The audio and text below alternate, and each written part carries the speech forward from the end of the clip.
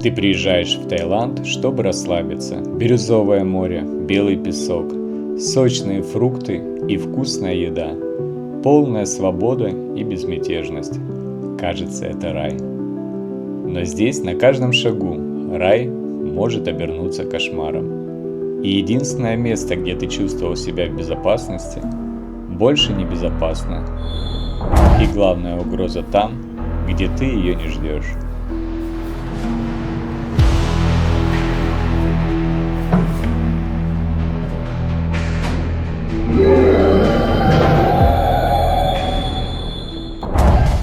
Ребята, всем привет! Сегодня у нас будет выпуск про топ-10 опасностей в Таиланде. Мы живем в Таиланде уже больше 10 лет.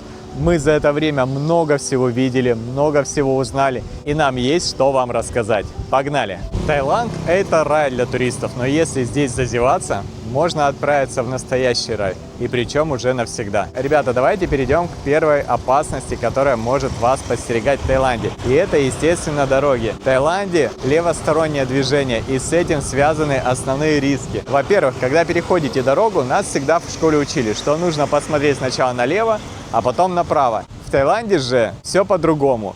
Здесь можно посмотреть сначала налево, потом направо, сначала направо, потом налево, без разницы. Но основное правило, которое я понял за 10 лет жизни в Таиланде, это то, что если ты переходишь дорогу, нужно несколько раз посмотреть налево и направо, и делать это постоянно. То есть пока вы переходите дорогу, вы можете 5 раз посмотреть налево и направо, и это очень хороший лайфхак для туристов, потому что так вам не придется думать, куда посмотреть сначала. И если вы перед тем, как переходите дорогу, просто посмотрели направо, потом налево и убедились, что все нормально, то вполне возможно будет такая ситуация, что из-за машины, которая вас пропускала, вылетит какой-нибудь байк. Или байк поедет против шерсти, что часто тоже здесь случается. То есть вы можете посмотреть направо, смотрите, что машин там нет. Но слева по встречке будет ехать байк, и вы его даже не заметите, будете думать, что он там не должен быть, а он там будет. Это очень опасно. И я всегда рекомендую, пока переходите дорогу, смотрите налево и направо, постоянно налево-направо, налево-направо. Это убережет вас от опасностей на дорогах, если вы пешеход. Давайте я вам расскажу пример из жизни. Когда мы жили на Пхукете, как-то я заехал в 7-Eleven за водичкой, который находился рядом с рынком Малин Плаза на Патонге. Значит, выхожу я с минералкой из 7-Eleven. Минералка была Синха, знаете. Раньше ее в чистом виде не продавали, а добавляли в пиво. Ну, значит, стою я с бутылкой Синхи возле 7-Eleven и вижу такую ситуацию, что русская женщина с ребенком начинает переходить дорогу. И женщина, будучи уверена, что она все делает правильно, смотрит сначала налево, как в России, а потом направо. Убеждается, что слева машина едет очень далеко и готовится уже с ребенком вот так перебегать дорогу. Но справа ехал тук-тук. Так как здесь левостороннее движение, тук-тук ехал прямо на нее. И я успел, конечно, сориентироваться, успел даже поставить бутылку на пол и побежал к ним. В этот момент я кричал, сигналил тук-тук. Женщине было абсолютно все равно. Она уже вот так вот подбегала к дороге в тот момент, когда я просто схватил ее ребенка и вот так вот вытащил из-под тук-тука, который несся прямо на них, сигналил в это время. И он бы просто не успел остановиться, затормозить, были бы печальные последствия. Вот это реальная история из жизни, и таких было много, но вот это мне запомнилось больше всего, потому что женщина была с ребенком, у них не было бы шансов не попасть под этот тук-тук. Конечно, безопаснее переходить дорогу на пешеходном переходе. Но, допустим, у нас в России, когда вы только подходите к пешеходному переходу, все машины останавливаются. А здесь вас не пропустят, даже если вы будете идти вот так по переходу. Здесь это не принято, поэтому имейте это в виду. Переходить улицы по пешеходному переходу тоже нужно очень внимательно, потому что это может быть очень опасно. Гораздо безопаснее переходить дорогу на светофоре, подумаете вы, но тут тоже есть свои нюансы. Давайте расскажу, какие опасности могут быть на светофоре. Если вы пешеход, то также нужно быть внимательным, потому что не всегда машины останавливаются на красный свет. Если вы водитель, то тут тоже есть свои опасности, в частности, Китайцы никогда не останавливаются на желтый и всегда едут еще до того, как включился зеленый. А еще едут против шерсти, как таец за мной сейчас, и много всего интересного творят эти наши друзья тайские. Поэтому всегда нужно быть внимательным и аккуратным. Вот видите, тук-тук сейчас проехал на зеленый свет. Вот эта машина остановилась на красный свет, но обязательно кто-нибудь ее сейчас сбоку объедет или начнет ей сигналить, чтобы он проехал дальше. Но не на всех перекрестках. Да, но не на всех светофорах такая ситуация. И в связи с этим хочу дать совет. Не гоняйте со светофоров. Если вы там с друзьями взяли в аренду байки, конечно, классно замерить, что мощнее, Honda Click или Scoopy. Но иногда это может привести к неприятным ситуациям, таким, что вы на зеленый стартанете, а на перекрестке какой-нибудь другой мопед или машина не остановится, когда у него будет гореть красный свет. Такие ДТП случаются часто. На моей практике за последние 2 года в Паттайе я лично прям увидел около 5 таких ДТП именно на светофорах из-за того, что люди не соблюдают вот эту очередность. Кстати, светофор, возле которого мы снимали, находится прямо возле полицейского участка. Давайте я вам расскажу про нововведение. В начале этого месяца будет у нас ужесточение правил и будет увеличен штраф за езду без шлема и за проезд как раз-таки на красный свет. Может, это как-то повлияет на ситуацию. И также я, ребята, рекомендую всем подружиться с шлемом. Если вы берете мопед в аренду, вам всегда дадут шлем, и вам, и всем вашим пассажирам, ребенку подберут шлем. И сейчас возле 7-Eleven устанавливают такие автоматы, куда вы можете положить свой шлем, если вы взяли его в аренду вместе с мопедом, и простерилизовать его. То есть он убьет все микробы, оставшиеся от предыдущего владельца или арендатора. Правда, мы этих автоматов еще не встречали, но многие наши подписчики пишут нам, что видели их. И когда мы их увидим, обязательно снимем у себя на канале и покажем, как ими пользоваться. И штраф за езду без шлема будет составлять сейчас 2000 бат, а это уже кругленькая сумма. Туристы, как правило, едут в Таиланд, чтобы расслабиться на солнечных пляжах. Но иногда море может напомнить им о том, что с природой шутить не стоит. В данный момент мы находимся на одном из пляжей Паттайи. Здесь море не такое опасное. Да, оно сейчас выглядит как по заказу у нас неприглядно, но все-таки это Сиамский залив Южно-Китайского моря. Здесь не бывает сильных волн, штормов и также очень редки обратные течения. Но если вы приедете на Пхукет или материковое побережье Андаманского моря в Таиланде, то здесь уже могут быть такие опасности, как высокие волны. На Пхукете волны бывают достаточно высокие, особенно в низкий сезон. Бывают штормы, которые иногда уносят жизни туристов. Мы живем в Таиланде и часто читаем различные новости из телеграм-групп. И примерно раз в 2-3 недели мы читаем новости о том, что море унесло жизнь того или иного туриста, который вышел покупаться, иногда в нетрезвом состоянии, иногда в штормовую погоду. И иногда такие туристы могут не справиться с волнами, и их отдых, к сожалению, может закончиться трагически. Поэтому будьте внимательны. И если вы плохо плаваете, да даже если вы хорошо плаваете и видите, что сильные волны на Пхукете, используйте плавсредства, следите за своими детьми, это очень важно. Случаи несчастные периодически происходят, и я здесь не шучу. Дальше. Обратное течение. Это такая ситуация, когда тоже, как правило, происходит во время достаточно сильной волны, иногда не очень сильной волны. В общем, волна нагоняет воду на берег, и в воде этой надо куда-то деваться. И, как правило, допустим, если волны идут, в каком-нибудь месте образуется обратное течение, куда уходит вся эта вода, которая пришла с этими волнами. И это обратное течение может подхватить человека и унести в открытое море. В таких ситуациях что нужно делать? Нельзя грести по направлению к берегу обратно против течения. Нужно грести в сторону. Через пару минут вы просто выйдете из этого обратного течения, и волны вам уже помогут вернуться обратно.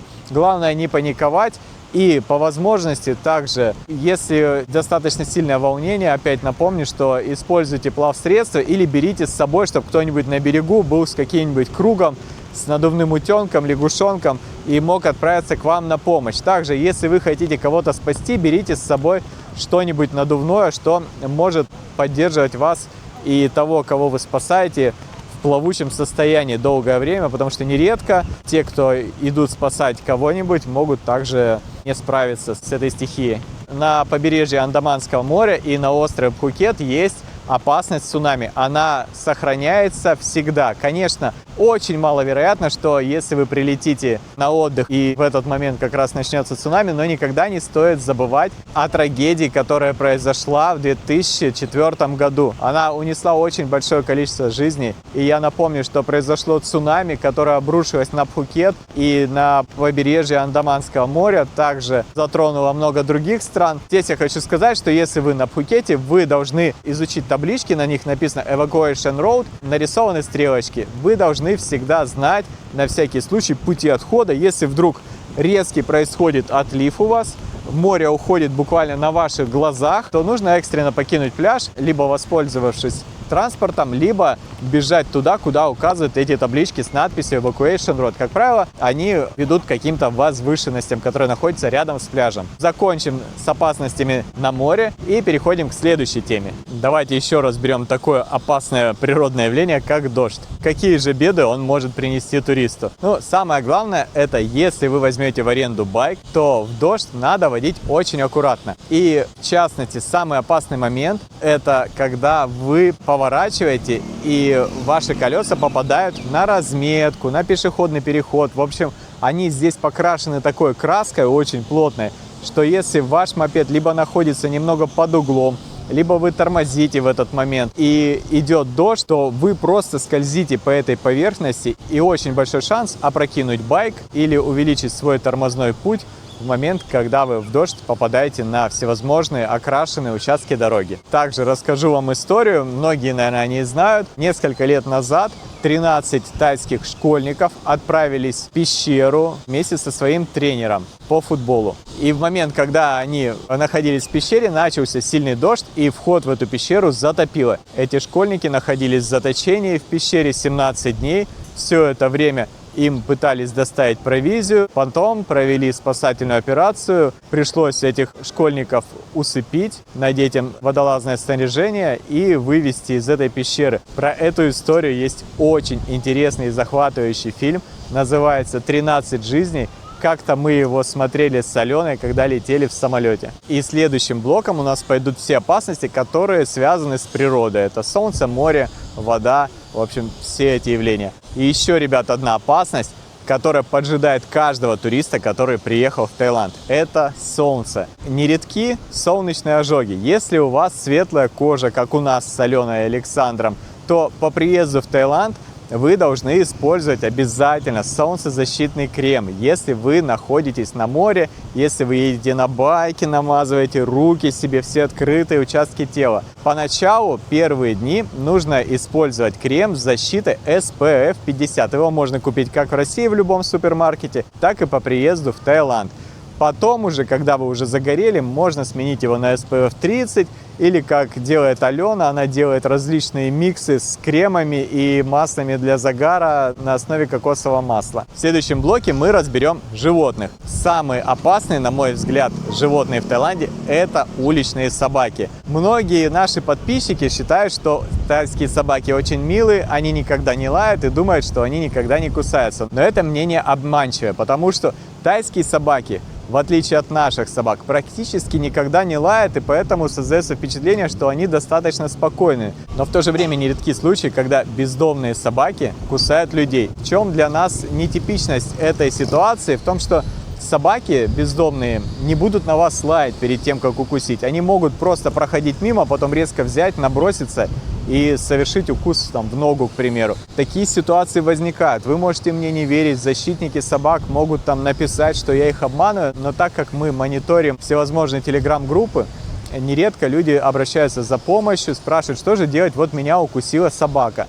Здесь нужно обязательно сделать прививку от бешенства, потому что собаки бездомные – это переносчики бешенства, а эта болезнь может иметь очень печальные последствия для человека, вплоть до того, что он уже никогда не вернется домой. Также переносчиками этой опасной болезни являются белочки, всеми нами любимые, которые в большом количестве обитают в Паттайе, но их практически невозможно встретить на Пхукете. И обезьяны. Да, обезьяны тоже периодически кусают туристов, и они порой бывают очень агрессивные. В случае, если вас укусила собака, белочка или обезьяна, срочно обращайтесь к врачу, не тяните, не думайте, что там и заживет, и все пройдет. Очень-очень опасная зараза, это бешенство. Можете погуглить, если не верите. Также обезьяны, помимо того, что могут укусить туриста, еще могут у него отжать телефон, либо другие ценные вещи, что порой происходит в различных туристических местах Таиланда. Давайте перейдем к диким животным, которые, на ваш взгляд, скорее всего, будут выглядеть более опасны, чем собаки или белочки. Это змеи. В Таиланде обитает огромное количество змей, какие-то из них ядовитые, какие-то не ядовитые, но практически все из них представляют ту или иную опасность. И начнем с самой опасной, это королевская кобра. Ее укус смертельный, наверняка вы об этом и без меня знаете, но я вам просто напомню, что нужно делать, если, не дай бог, кого-нибудь укусила змея. Нужно попытаться ее сфотографировать, и когда вы вызовете скорую помощь, эта фотография поможет врачам определить, какое противоядие вам вводить, чтобы нейтрализовать воздействие этого яда. Против всех змей есть противоядие, поэтому если скорая приедет оперативно, то жизни, как правило, ничего угрожать не будет. Поэтому в случае укуса срочно обращаемся в скорую помощь и стараемся сделать селфи или просто сфотографировать эту змею. Кстати, была пару месяцев назад история. Тайскую женщину укусила королевская кобра. Она ее схватила, задушила, приехала вместе с ней в больницу. Благодаря тому, что врачи смогли быстро определить, что это за змея ее укусила, женщину удалось спасти. Также есть еще в Таиланде не ядовитые змеи, допустим, питоны. Несмотря на то, что они не ядовиты, они тоже представляют опасность, в частности для детей, потому что эти змеи бывают очень больших размеров. Мы как-то с Аленой видели на дороге, наверное, 4 или 5-метрового питона вот такой толщины. Он, скорее всего, кого-то съел недавно, поэтому был таким толстым. Эта история была в районе Бангтаун на Пхукете.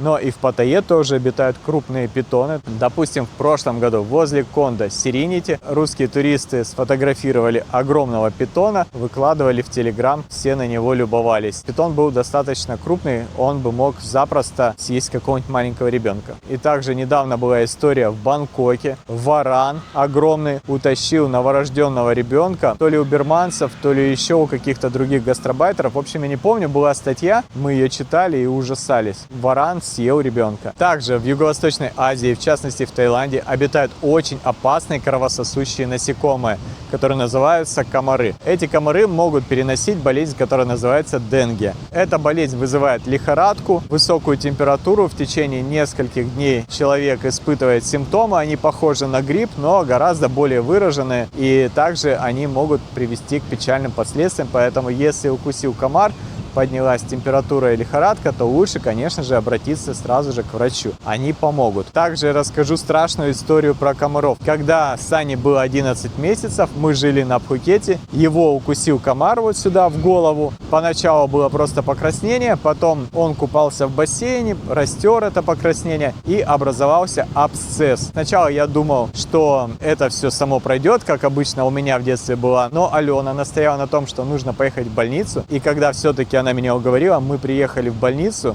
Я получил, от врачей за то, что я отец года по 1 число, потом от Алены. Пришлось сделать операцию очень неприятную. Я держал своего сына, которому было 11 месяцев, пока врачи делали разрезы, выковыривали последствия абсцесса. Я все это смотрел. Саня орал просто жутко, смотрел на меня такими глазами, как будто хотел сказать: батя, ну что ты творишь, зачем ты меня сюда привел? Эту историю я никогда не забуду. Вот если бы мы раньше обратились в больницу, как Алена настаивала, то, скорее всего, операцию делать бы не пришлось, обошлись бы какими-то антибиотиками и кремами. И завершают нашу подрубрику с опасными животными скорпионы. Я знаю в Таиланде 2 вида скорпионов. Такие вот большие черные и вот такие вот маленькие зеленовато-коричневого цвета. И те скорпионы опасные, они вызывают жуткую аллергию. В частности, у моего отца была история, когда он был на Пхукете, его укусил скорпион, который находился в пакете с фруктами. Отец принес к себе в номер пакет с фруктами, начал их мыть, залез туда рукой, и скорпион его ужалил прямо в руку. Отец мой не обращался к врачу, пил много воды. Единственное, он принимал таблетки от аллергии, что-то вроде супрастина. и через 2 дня ему стало легче. И здесь я хочу сказать, что, ребят, если вас укусил скорпион, неважно большой или маленький, обращайтесь к врачу. Можете предварительно, если у вас есть, принять супрастин или другие препараты аллергии.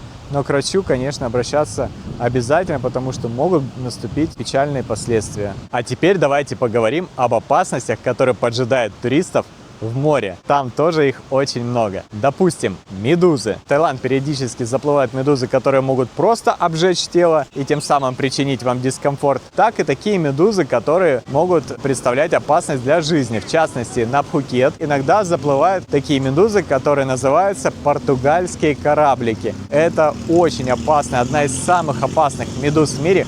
Они вот такие вот маленькие, я сейчас картинку здесь размещу. Если увидели их на берегу мертвыми, там какими-нибудь, неважно, ни в коем случае не трогайте и предостерегите всех, кого увидите на пляже, чтобы ни в коем случае не прикасались к этим медузам. Они встречаются очень редко, но практически каждый год они на Пхукет в небольших количествах все-таки попадают. Дальше. Морские ежи. Какие здесь могут быть опасности? У морских ежей в Таиланде, как правило, очень большие иголки, ими легко пораниться. Если вы проплываете мимо какого-нибудь рифа или коралла, на котором сидит морской еж, и особенно если сильное волнение, то очень большая вероятность, что вы этого ежа зацепите либо рукой, либо ногой, и тем самым часть иглы останется в теле человека. Также на морского ежа можно наступить, просто не заметить его и наступить. И также, если вы плаваете, активно гребете ногами, без ласт, тоже можно очень сильно травмировать ногу. В частности, в пятку часто втыкается игла морского ежа. Что нужно делать в таких случаях? Если вы хотите заняться самолечением, нужно в первую очередь выпить чего-нибудь алкогольного. Во-вторых, попросить кого-нибудь, чтобы он взял пустую бутылку из-под этого алкоголя и начал бить вас по этому месту, где есть вот эта игла ежа,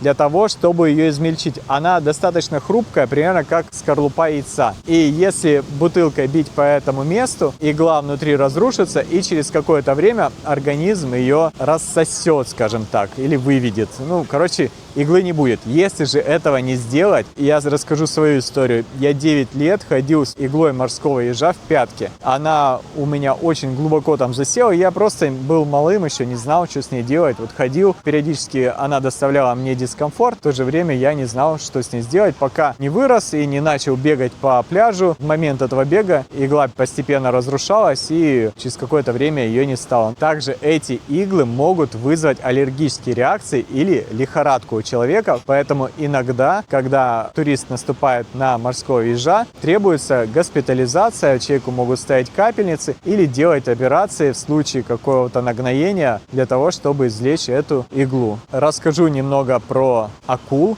Акулы в Таиланде, как правило, не представляют опасности для жизни человека, потому что здесь практически невозможно встретить большую белую акулу и других огромных акул. Встречается здесь большая китовая акула, но она опасности для человека не представляет. Но, тем не менее, есть здесь небольшие черноперые акулы, которые человеку не могут нанести больших травм, но, тем не менее, бывают случаи, когда эти акулы кусают, и у человека остаются травмы, шрамы. Ну и травмировать все-таки человека они могут достаточно серьезно. Также есть барракуды. Тоже, если ее потревожить, она может напасть на человека и совершить укус. Укусы барракуды, так же как и укусы черноперой акулы, достаточно болезненные. Их придется зашивать, и если их будет много, то потребуется реабилитация. Но эти нападения случаются очень и очень редко. Это прям единичные случаи. Собаки возле 7-Eleven, как я говорил когда-то уже, гораздо опаснее. Ребят, мы плавно перемещаемся в кафе, чтобы рассказать вам о остальных опасностях Таиланда в более комфортной обстановке. Пойдемте выпьем кофе, и я вам все расскажу. Вот здесь такое кафе, в основном оно специализируется на мороженом, но также можно взять и всевозможные пирожные и кофе, что мы и сделаем. Смотрите, какая красота, ребят. Какие опасности могут подстерегать нас, туристов, в кафе с мороженым. Вот какое-нибудь яренькое. Вот такое или такое? Какое? Такое, да? Нам нравится Паттайя, потому что здесь очень много различных кафе. Практически каждый вечер мы посещаем различные заведения, чтобы сменить обстановку, расслабиться. Нам это нравится. Ребята, а если вы приехали в Таиланд и хотите каких-то новых ощущений, то я рекомендую вам отправиться на экскурсию. На экскурсию мы всегда ездим с компанией Taifu Travel. Это надежное, проверенное туристическое агентство. Мы их рекомендуем, и если вы хотите заказать у них тур, то можете перейти к ним в телеграм-канал. Ссылочка будет в описании под видео, а QR-код вы видите на экране. Сейчас QR-код, если вы хотите поехать на экскурсию из Паттайи, а сейчас QR-код, если вы хотите поехать на экскурсию из Пхукета. Перейдя по QR-коду, вы попадете в их телеграм, где можете ознакомиться с экскурсиями, почитать отзывы или забронировать себе тур. Рекомендуем. Вот так выглядит пирожное, которое я заказал. Давайте я быстренько попробую, расскажу вам, какое оно на вкус. Вкусно. Друзья, мы с вами подкрепились, и теперь у нас следующая тема – это всевозможные вирусы. В Таиланде вирус COVID-19 никуда не делся. Он, конечно же, несколько раз мутировал, но до сих пор он здесь будоражит общественность. Тайцы очень его опасаются. Постоянно выходят новости о всевозможных вспышках. В последнее время основные очаги находятся в Бангкоке и как раз в провинциях, которые находятся рядом. Сейчас новый подвид коронавируса, штамм JN1. Это подвид омикрона. Пришел он из Сингапура, Гонконга и Индии. Он чрезвычайно заразен, но не так опасен, как прошлые штаммы. Поэтому болеют и много людей, но случаи с летальным исходом наступают крайне редко, что не может не радовать. Из симптомов сильная головная боль, невысокая температура, одышка, покраснение в горле и чрезмерная утомляемость. Если вы заметили такие симптомы, можете купить в 7-Eleven тест, проверить себя на коронавирус.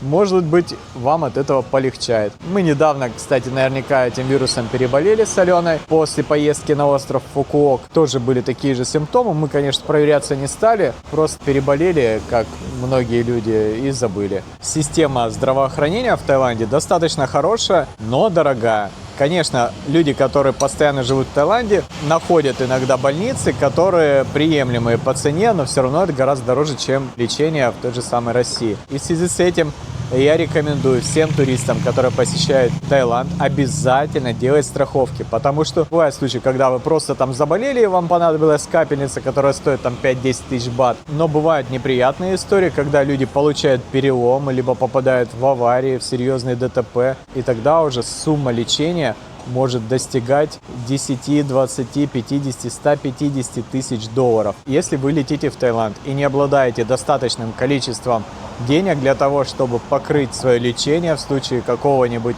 экстренного случая, то я всегда рекомендую делать страховки. Что я рекомендую делать? Самый простой способ. Я неоднократно об этом говорил в своих видео. Многие это знают.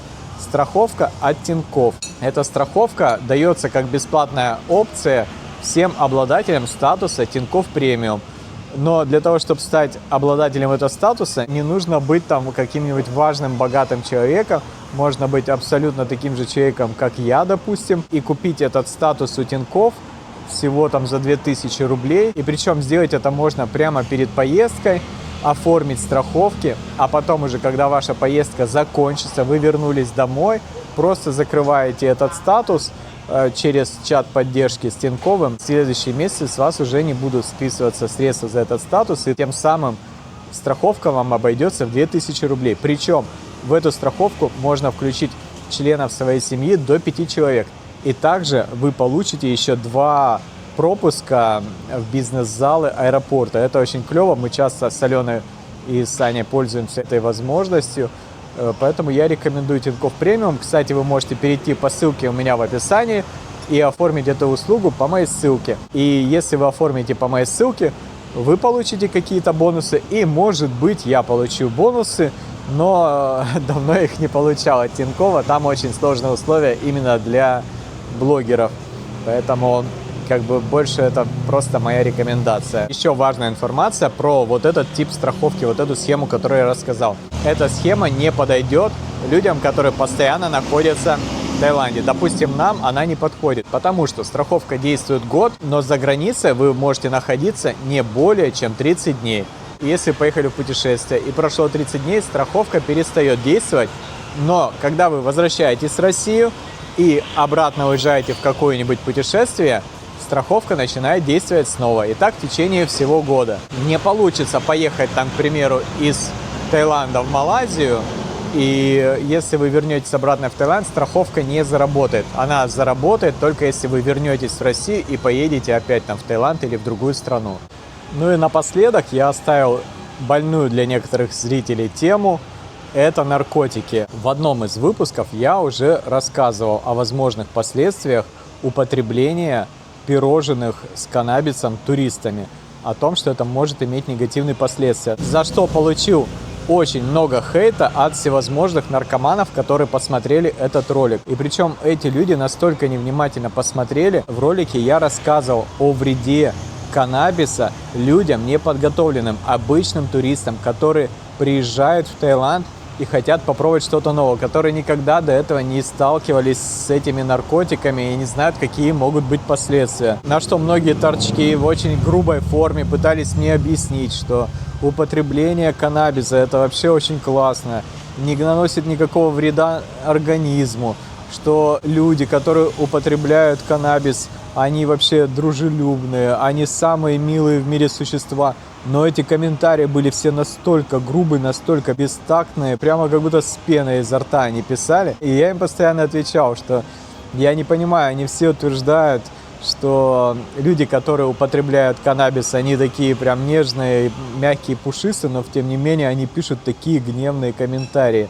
Я в шоке, конечно. Ну, просто мое отношение к тому, что люди, как бы, они сами уже не понимают и не видят себя со стороны.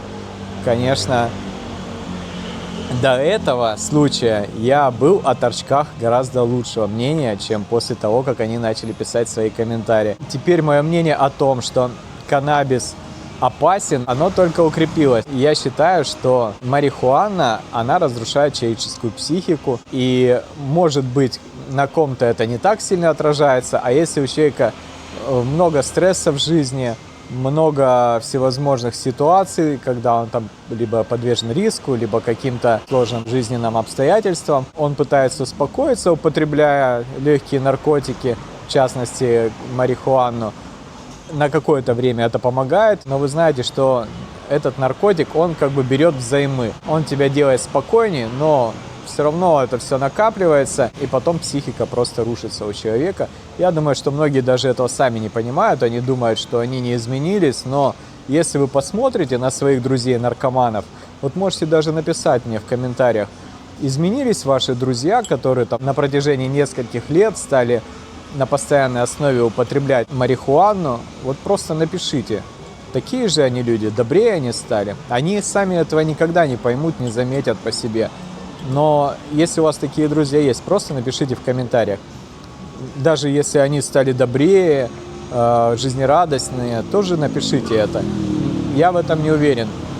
Мне писали также в прошлом видео, когда я рассказывал про каннабис, что там как ты можешь судить об этом, если у тебя у самого не было такого опыта. Ну, как бы, ребят, я все детство, там, до 17 лет прожил в небольшом поселке, где каннабис растет под каждым там вторым забором.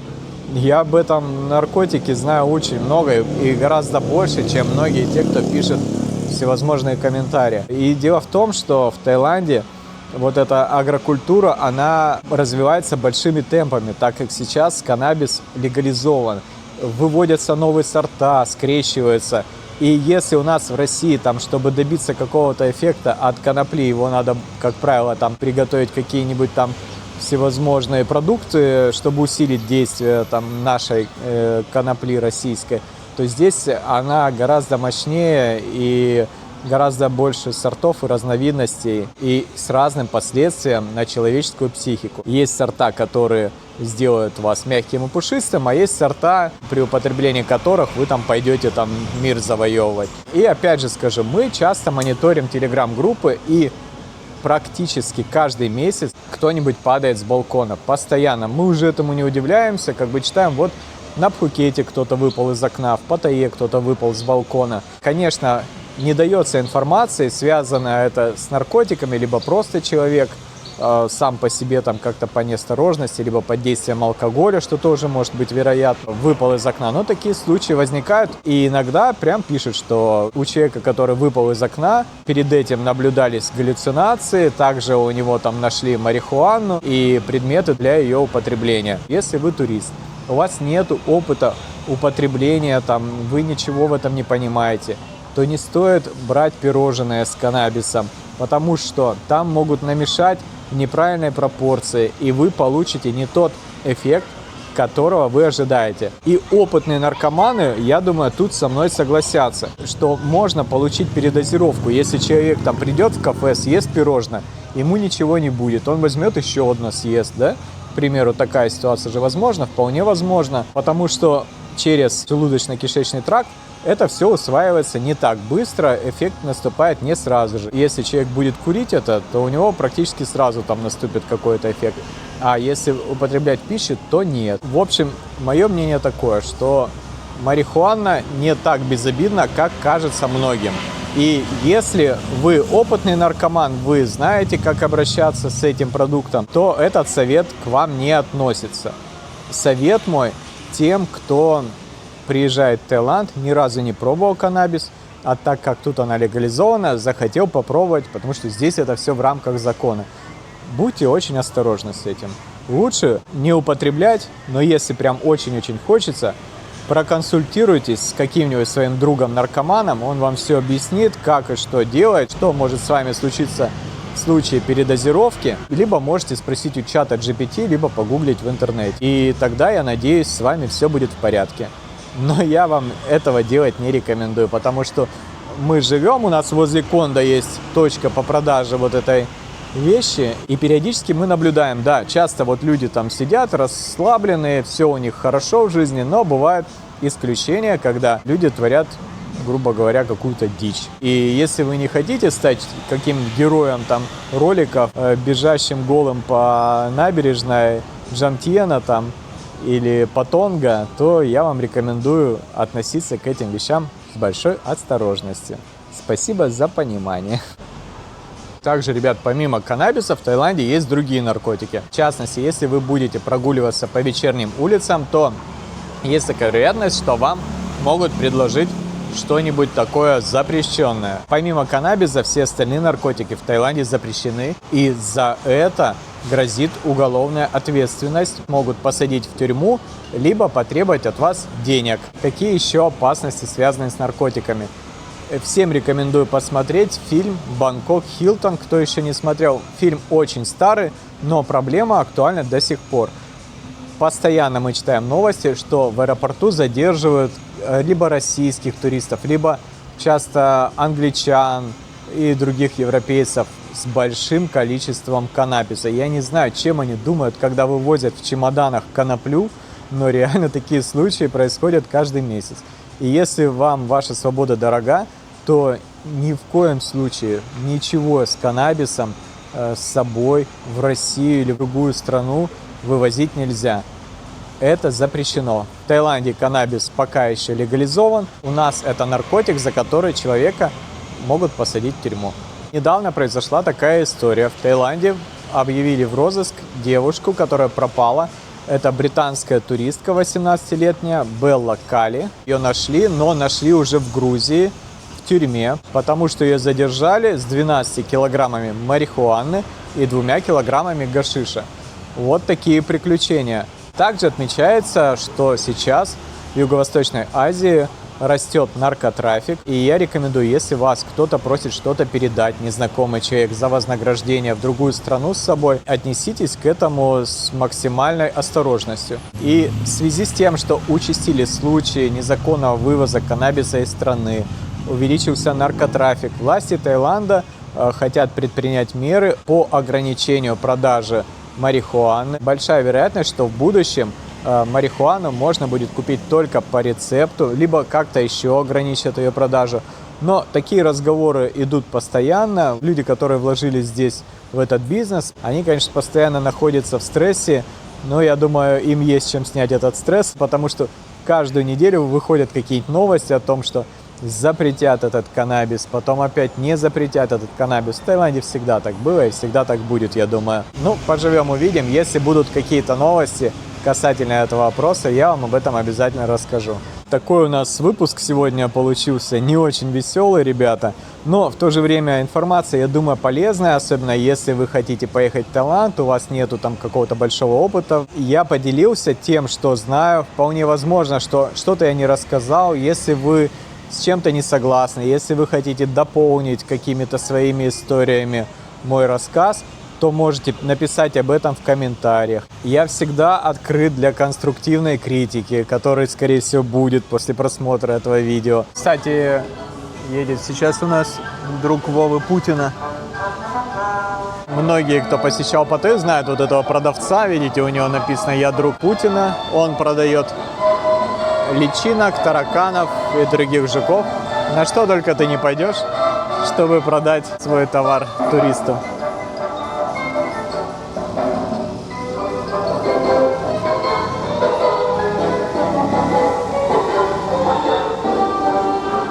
Ребят, много всего страшного я рассказал. Я сделал это видео для того, чтобы вы знали, какие могут быть опасности.